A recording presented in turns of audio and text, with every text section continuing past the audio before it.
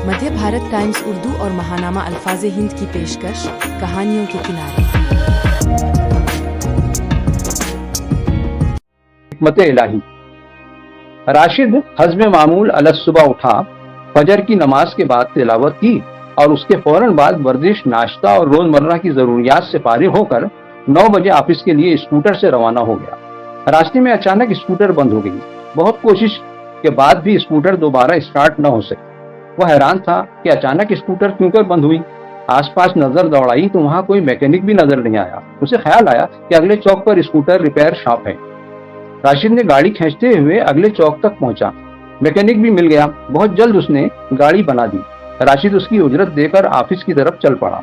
अभी वो 5 मिनट का फासला ही तय कर पाया था कि स्कूटर का पिछला टायर पंचर हो गया। अब की बार राशिद और जरा परेशान हो गया। वो सोच में पड़ गया कि आखिर अचानक गाड़ी खराब होना और फिर गाड़ी पंक्चर होना, या अल्लाह ये कैसी आजमाइश है।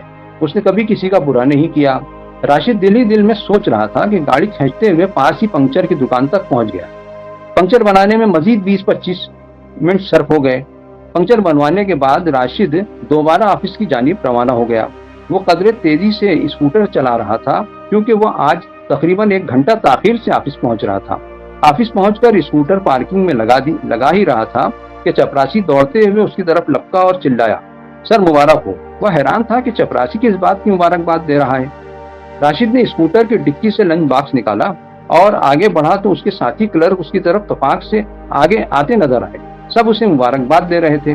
राजेश ने तो उसे गले लगा लिया और कहा, राशिद भाई आपकी उम्र लंबी है, आज आपकी कोई नेकी काम आ गई। आधा घंटा पहले आपकी सीट के ठीक ऊपर टंगा पंखा अचानक आपकी कुर्सी पर गिर गया।